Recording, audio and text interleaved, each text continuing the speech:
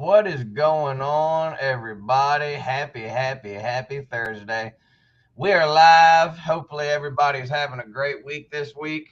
And I'm super excited because we have a special guest on today. But as always, I got my sister, Miss Ward, with me today. How you doing, Miss Ward? Phenomenal, the usual. There you go. There you go. And today we have on Pat Finley of Commercial Kitchen Chronicles joining us. How you doing today, Pat? Better than I deserve to be, man. I can't complain. There you go, man. Well, I really appreciate you joining us, man. If you have not checked out Pat's podcast, Commercial Kitchen Chronicles, make sure to go and subscribe to him and follow him. And he's a commercial guy, so I'm super excited because I know very little about the commercial side of things. I've done a few jobs here and there for some restaurants and some hotels and things like that as far as the laundry side and then like some kitchen stuff for some restaurants. But it's not my area of expertise. So I think we're all going to learn something today.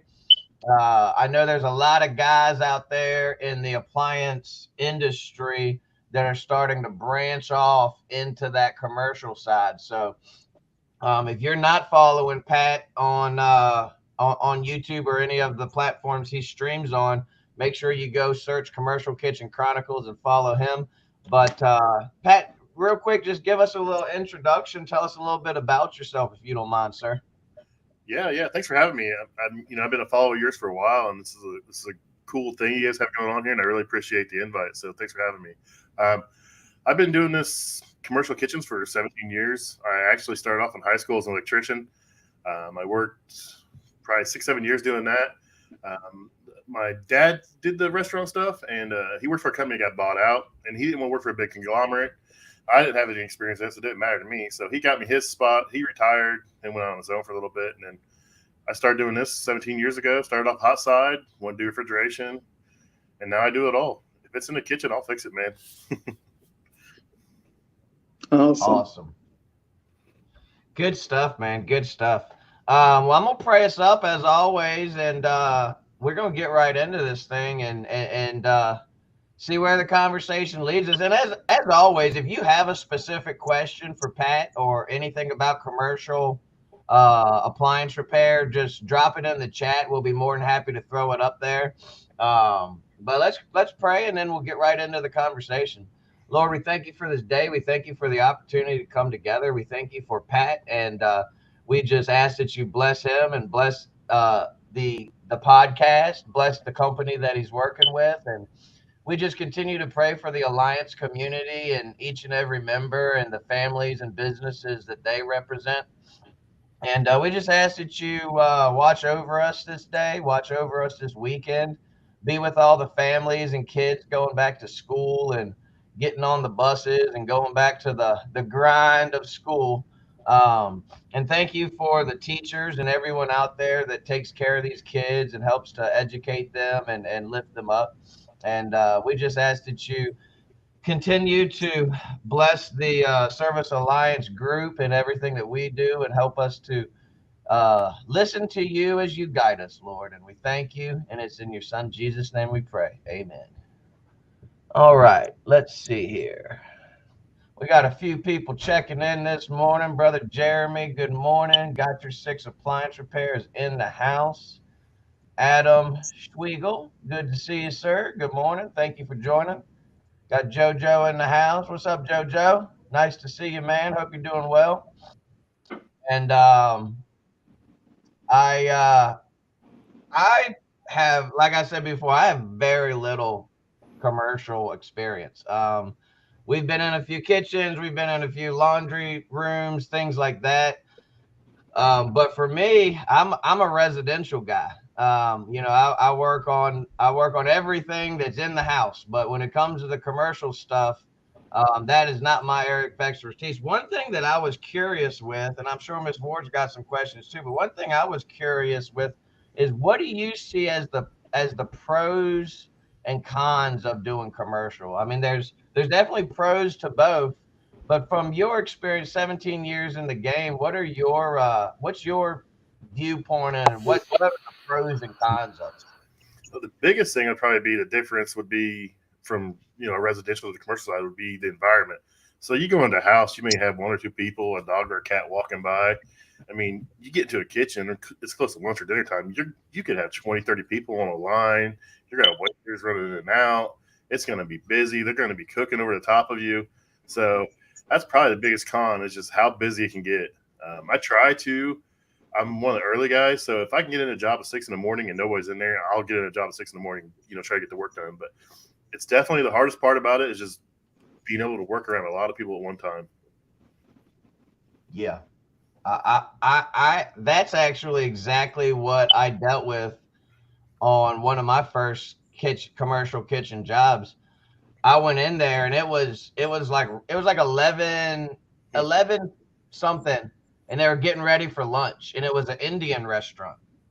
And man, they were over there cooking and flames flying up, and there was like 15 people in this kitchen, and I'm over there, with this microwave. I was working on a commercial microwave and disassembling it, and it was really, for me, it was really kind of, I don't get uncomfortable, but I was a little bit uncomfortable, man. I was like, holy crap! Like, this dude's over here got the wok going with flames flying, and I'm like, holy moly!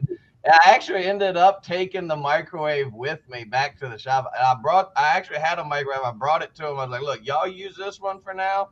I'm gonna take this one with me, and I'll bring it back. Yeah, So yeah. I know what you're saying on that one. Yeah, if it's a small appliance like that, if I can get in the back and work on it, I'll take it to the back. But sometimes, like you said, it's easier just to pull those microwaves off, especially if it's a 208-volt microwave and there's no one to plug it in the back.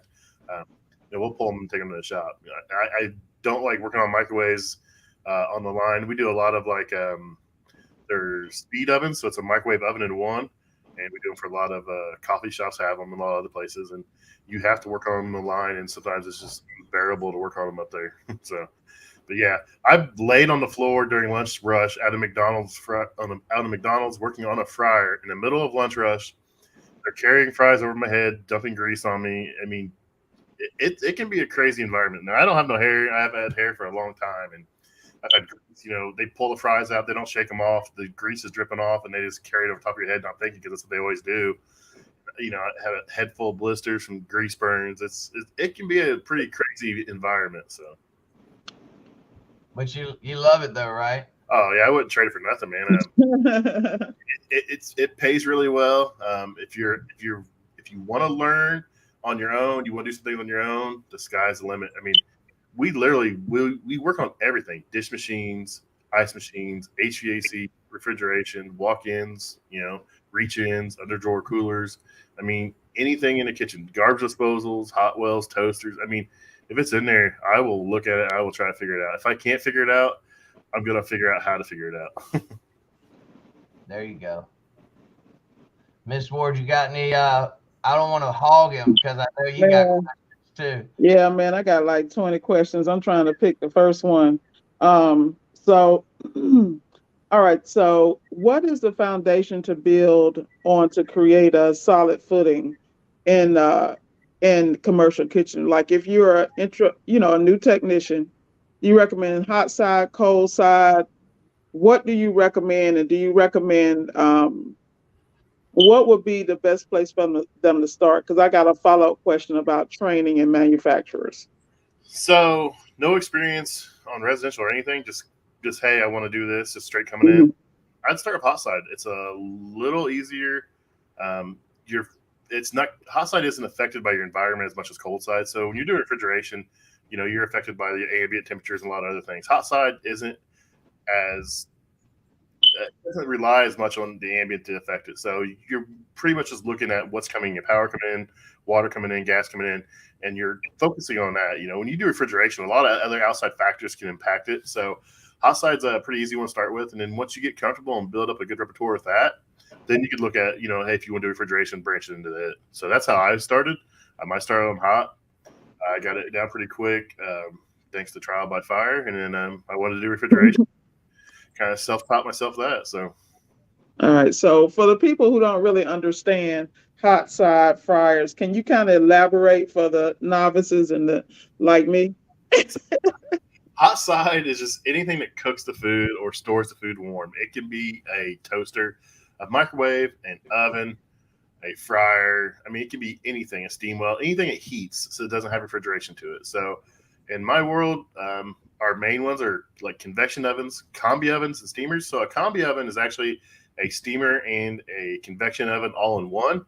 So you can do a lot of different things in it. They're really cool. They can be really simple and they can be really complex. It's just how much you want to spend as far as money will give you more complexity, and it just goes up from there. So anything you can cook or heat up food in, that's hot side for us. Cool. All right. And as far as the manufacturers, I have a question. As far as the manufacturers, which manufacturers do you, in your opinion, provide the most up-to-date training, the most consistent training? Like which manufacturers really invest in that to manage to maintain their products? So before, I won't say the C word, but before that, everyone Hmm. did a good job of having in-person training. They had some online stuff, but they did a really good. They always were traveling and training. They had factory training. You can go to manufacturers, stuff like that. And then since that happened, a lot of it has gone to online stuff. And then like trainings generally they call it level one, level two, and level three. Level one is generally online, and then level two would be like a local. They'd come and do a local thing, and level three is generally factory authorized training, like at the factory center. Um, but there's a group, Well Built, or they're now part of Ali Group. It could Hmm. be a ton of brands, and they are really focused on getting training technicians. They have a strong belief that if your brand is only as good as the technicians you have working on it. So they're really beginning to be really service focused as far as getting your technicians trained and brought up to speed on all their equipment.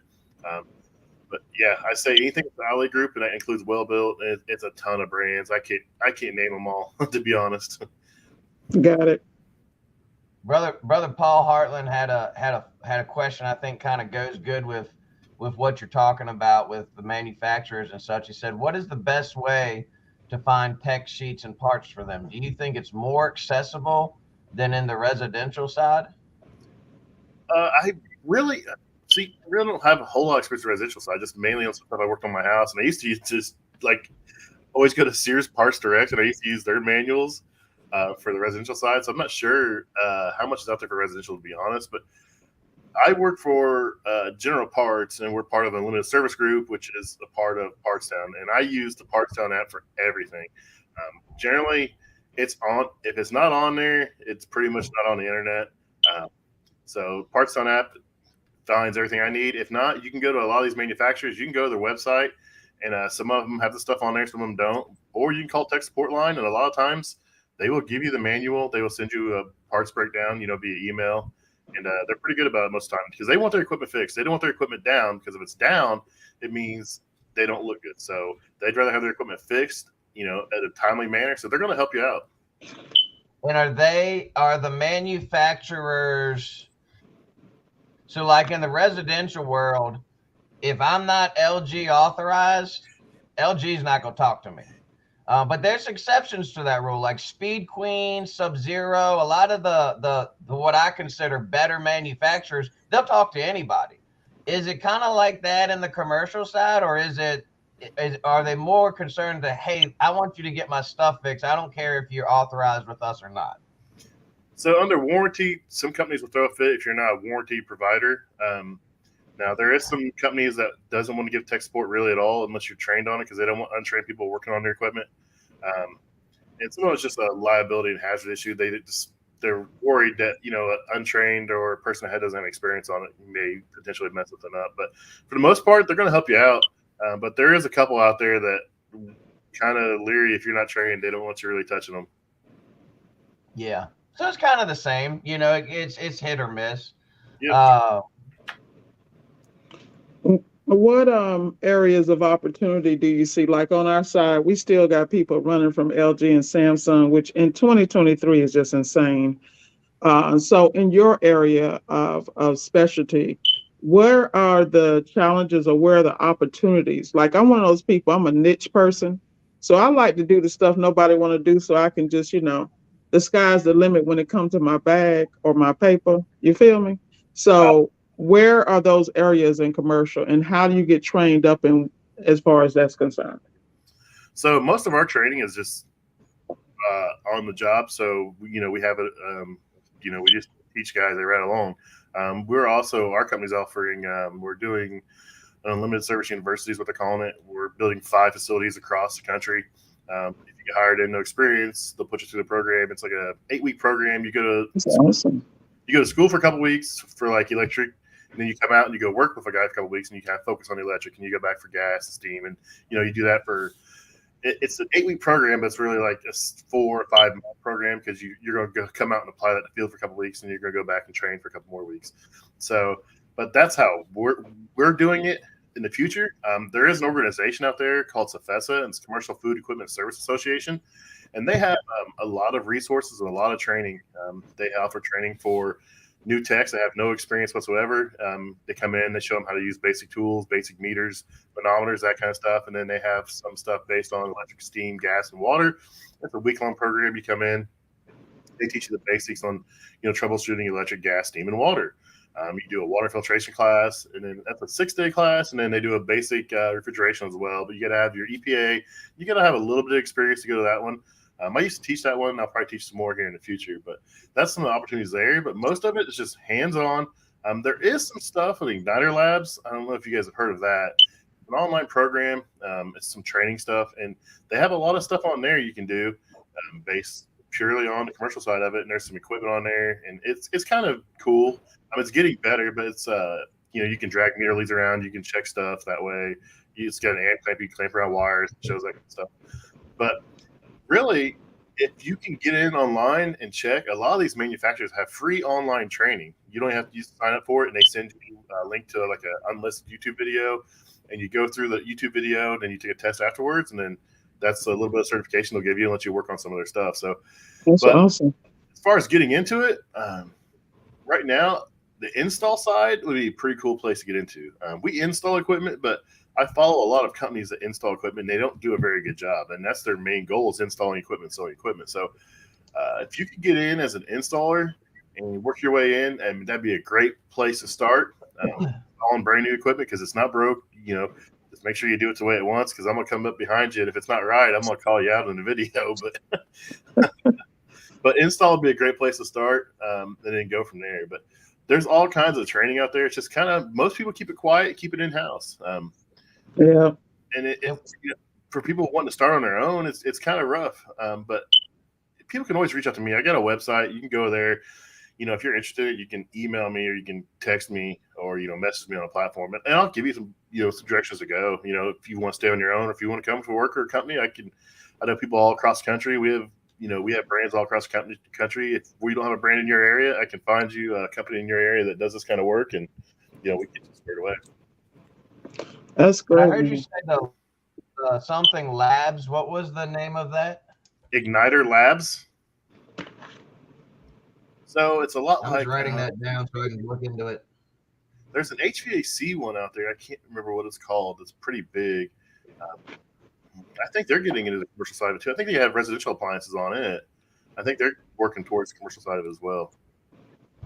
And so if you could reiterate again, you were talking about well built. Is well built belong to, like, are they under an umbrella? Yep. Or okay, and what's the name of the umbrella they're under? Ali Group. I think it's ALI ALI then Group. So Well Built has been a company for years. It's kind of just bounced around ownership, but that encompasses like Frymaster, Garland, Cleveland, Combo Therm. It's a bunch of brands.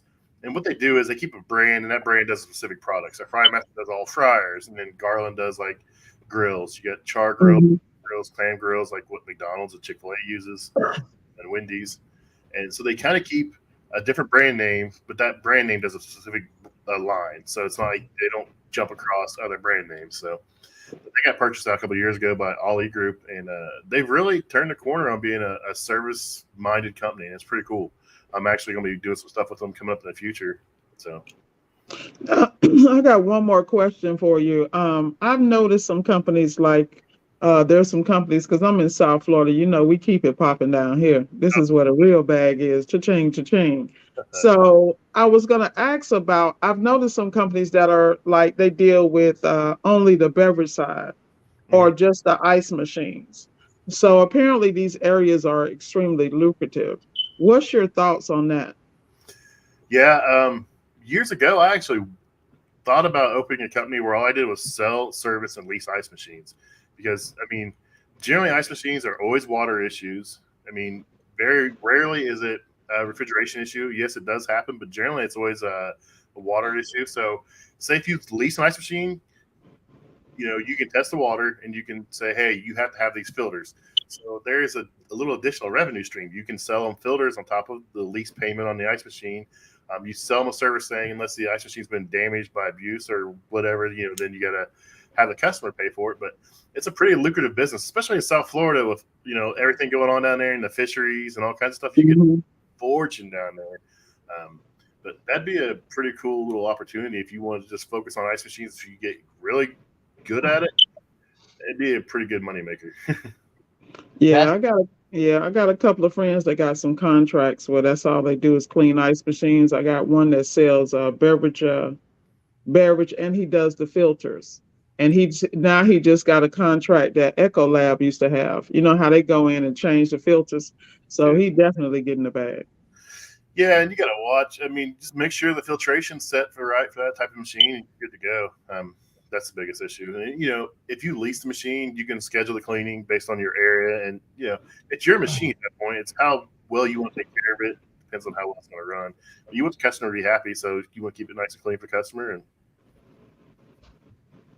Yeah, I've heard of a couple companies, and basically all they do is go around to the hotels and maintain their ice machines. And you go into a hotel, you'll have an ice machine on either every floor or every other floor, and I don't know what they're getting per unit, but it's got to be decent. And these guys are making bank. So here's the plan, Miss Ward. When we retire, I'll come down to Florida, get this thing going, and we'll just ride around and clean ice machines all day. How's that Yeah. sound? Hey, I'm with you, bro. my son, real entrepreneurial spirit. He's 20, almost 21 years old. He's doing what I do, and he's like, oh, what do I want to do the next 5 years? He's talked about starting an install company where he installs equipment, and he just talked about the ice machine thing. So who knows what he's going to do? Right now he's working with me, and he's doing pretty good. So, but yeah, the ice machine thing is pretty lucrative, man. There's a company here in my area, and their name is literally Mister Ice, and that's all they do. They lease, sell, and install and clean ice machines, service ice machines. That's all they do. Yeah. That's awesome, man. I mean, and you think about it, I can't say from experience, but from my experience on the residential side of it, there's not a lot to cleaning an ice machine. I mean, I don't know on the commercial side. Are you doing it? Are you still like using an actual? Are you pouring something in a cleaner in there and just putting it into a clean cycle, or is there more to it? I mean, sometimes when we go out on built-in ice machines, sometimes you got to break the machine down and actually do a deep scrub, depending on how neglected it is. But are the commercial ice machines kind of similar where you're putting an additive in and letting it run through a clean cycle? Yeah, so it's the same thing, except you got to think about it. Your ice machine at home may make a pound or 2 pounds of ice a day. This thing can make anywhere from 400 to 5,000 pounds of ice a day, depending on how big the machine is. So, you got to think of it's multiplying, the scale build up and everything else. So, it just depends on your water treatment you have coming in. So, what I like to do when I clean an ice machine is I like to go in and I start off, put it in clean mode. Instructions are on every door, every ice machine on how they want it cleaned. Make sure you use a cleaner approved for that machine because some of these have nickel plates, and if you use the wrong cleaner, it'll eat the nickel off the plates. And then if you've ever been in a restaurant and you see like little metal flakes, that's nickel coming off the ice machine from where someone cleaned it the wrong cleaner. So you want to make sure you use the appropriate cleaner. I like to only use the cleaner that manufacturer makes. That way, if something happens to that ice machine in the future, you have receipts to show that you used approved cleaner on it, and you can't, the customer can't blame you for something happening to the ice machine plates. So that's something to look out for. But yep, you pretty much put it in a clean mode. I let the cleaner run and do its thing, and then I strip them. I pretty much strip them every time, and especially if it's not like a quarterly PM. If it's a quarterly PM, I only strip it twice a year. If it's a yearly PM or every 6 months, it's getting stripped every time. And that means just pulling the water tubes off, distribution tubes off, and you'll take them to the sink in the back. All these restaurants get these 3-bay sinks. You take them back there and you open them up and they're just chock full of limescale. You're beating them out of there. It looks like gravel in it. It's amazing how that limescale just builds up, and it's terrible. I've never cleaned a residential ice machine. I probably need to clean mine because it's sticking. Ice. I go in there, there's ice, and there's an ice cube jammed in there sideways in my Samsung refrigerator. So I probably need to clean it, but I don't know how. So I'd have to reach out to you, man. Well, if it's in your fridge, you don't need to clean it. But if you have a Samsung refrigerator with an ice maker issue, give me a call and we'll talk about it because they are notorious. But yeah, I wanted to touch on something, man. And this is something that I've thought about because my brain's always going in a million different directions. But one thing I've thought about when it comes to the commercial side of things is that every single thing that happens in that kitchen or whatever is an emergency. Yeah. If that fryer's down or that oven's down, it's not one of those things where, sorry, man, we can't get out there till next week. And that was one of my biggest hesitations when I thought about commercial. I don't like to be pressured to get out there immediately. We already have a really big customer base with property managers that we prioritize, and we prioritize no cooling refrigerators. We don't work on weekends, and I imagine if McDonald's fryer goes down on a Saturday, they want somebody out there Saturday. So talk about that a little bit. And I think that's a really big thing you got to think of before you get into this. You can't say, "Hey, we'll be there next week." There's got to be some sort of art and standard procedures to getting you guys out there ASAP to get that fryer working. The one thing we know that isn't a priority is those ice cream machines at McDonald's, because apparently nobody fixes those. My buddy, he works for a company. They used to own. They were the largest McDonald's franchise in Florida. He lives in Tampa area, and he has to break down his ice cream machines. I don't do them, unfortunately. They let them run low, and then they freeze up. And then when they freeze up, only a technician can come and take care of it. So they let them run low, and they freeze up, and that's generally why they don't run. So that's the problem. Or they don't clean them enough. If you don't clean them for so long, they lock out. A technician has to come out too. So that's generally the two biggest issues with the ice cream machines. So don't let them lie to you. But it's hard to prioritize. So most restaurants have more than one piece of equipment that does everything they do. We at one point we were 2 weeks out. We were telling, if you weren't a customer, you hadn't done business with us in a year, or you were a credit card business, we couldn't run it. We were just like, unfortunately, we can't get to you. We were 2 weeks out. We prioritized our bigger customers, the customers that we did a ton of work for. And then if it was, we have certain manufacturers where we have to do certain times to meet, per our guidelines or contracts with them. So we had to do that, but it's rough, man.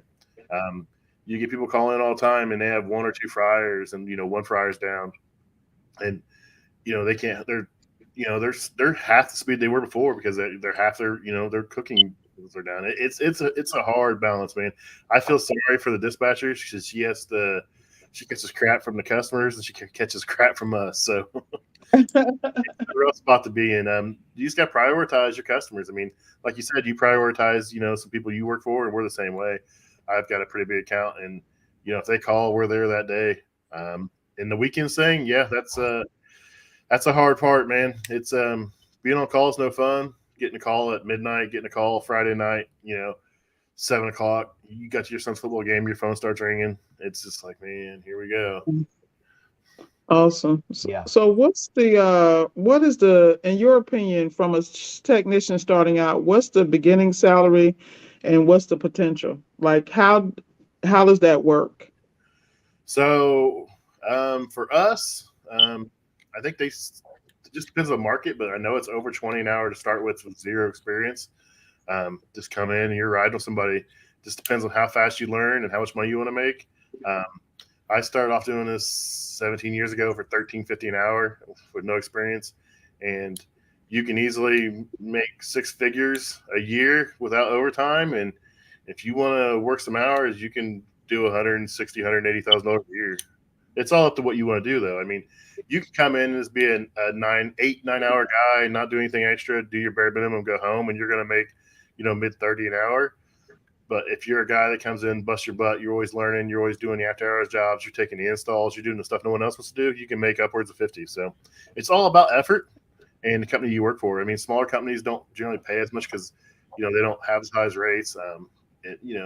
It's all in what you want to do. If you want to work on everything, you can make more money. If you only want to focus on one thing, you're not going to make as much money. So it's all about output.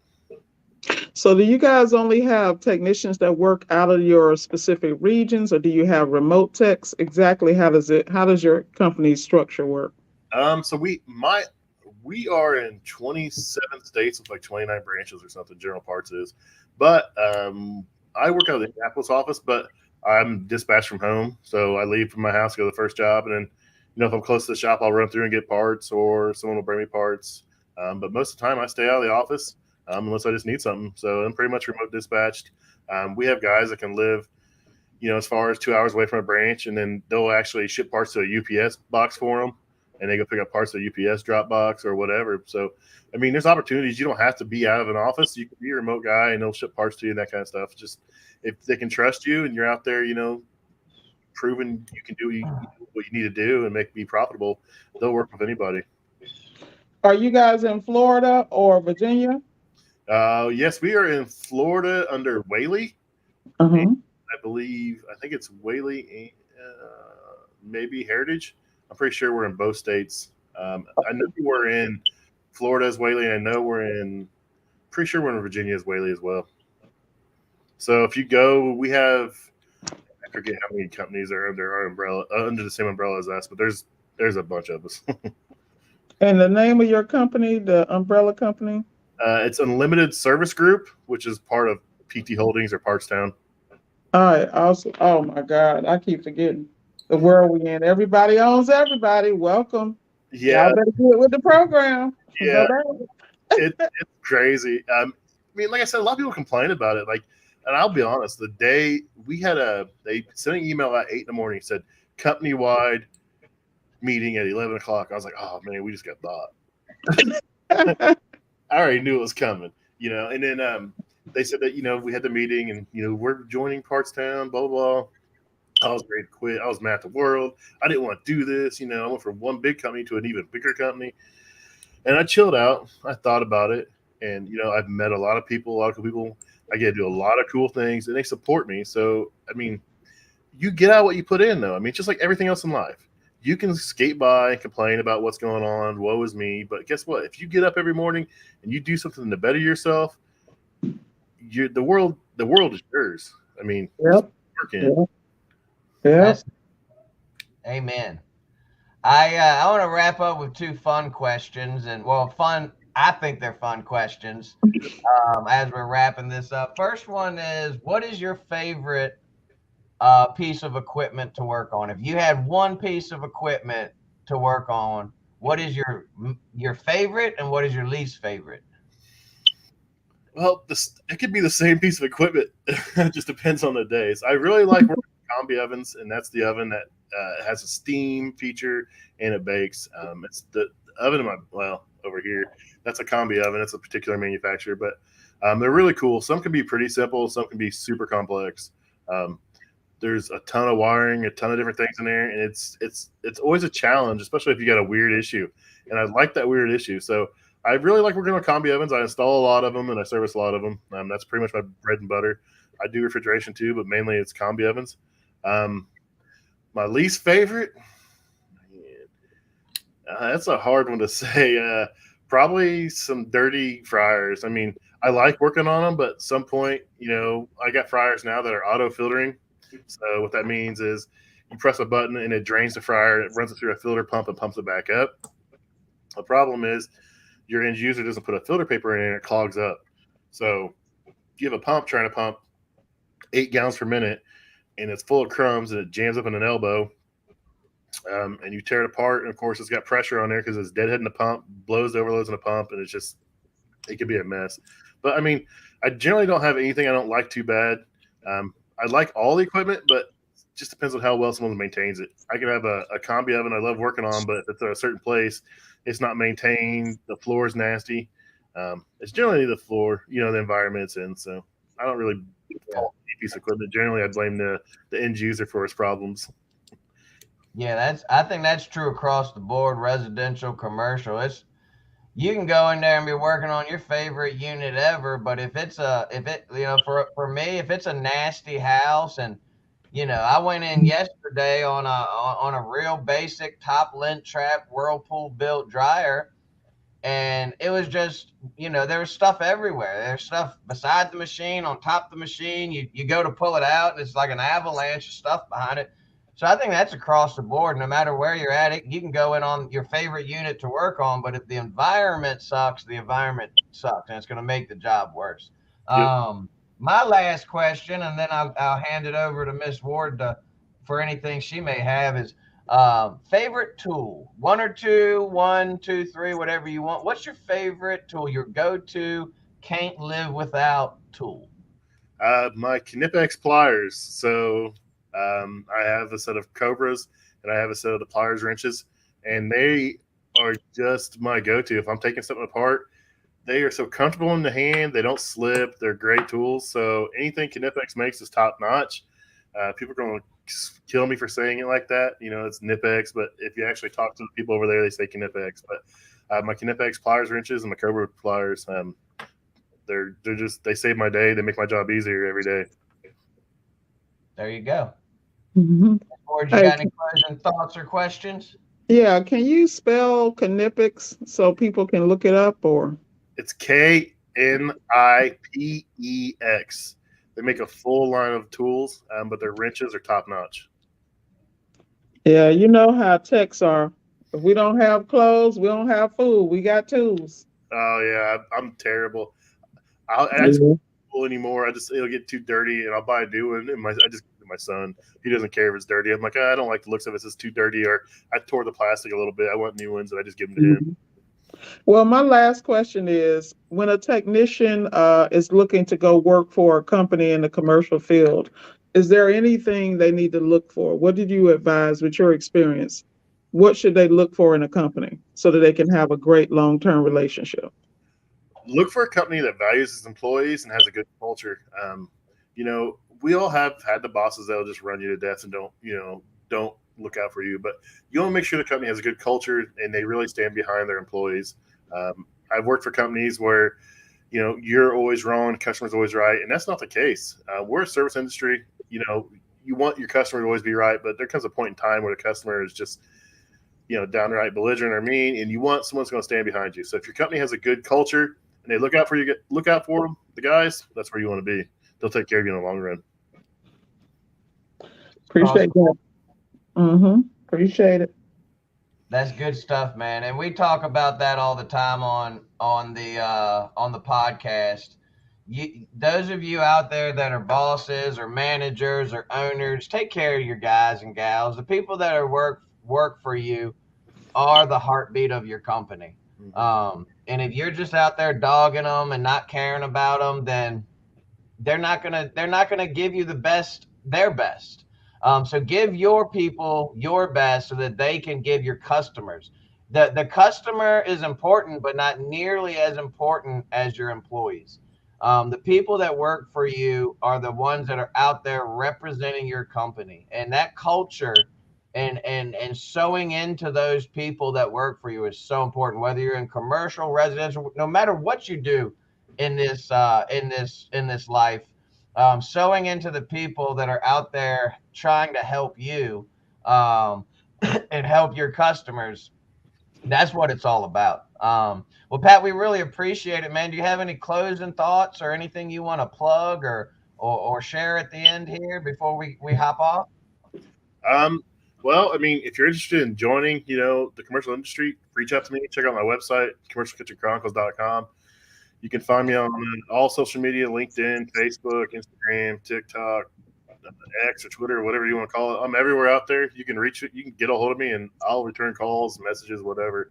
But if you want to join the commercial side, the sky's the limit. You can be as busy as you want to be, or as slow as you want to be. It's your choice. But there is a ton of work. We always say that we're aging out faster than we bring it in. But I was talking to some guys, and they say that our industry, just the commercial side, is like 8-to-1 to 10-to-1. So for every 8 to 10 guys retiring, there's only one guy coming in that's going to take his place. So it's a great time to get involved and to learn the trade. If you want to start a business, whatever you want to do. But there's a lot of opportunities out there right now. Yeah, thanks for Awesome. thanks for pulling the curtain back, Pat, and really allowing us to see behind the scenes and opening opportunities for other people, because the trades is where it is. Oh yeah, and that's why I do all this. It's just to highlight the trades. Like I said, me and TK were talking earlier. It's I started the podcast because there was no one that was showing my side of it. I was listening to the podcast driving around. There's HVAC, plumbing, electrical guys, and there wasn't really anyone showing what we did. And I started it for that, and it's kind of grown into, pushing what we do as an industry out to the public so people know or are aware that what we do. I mean, it's a cool job. I do a lot of cool stuff. I meet a lot of great people too.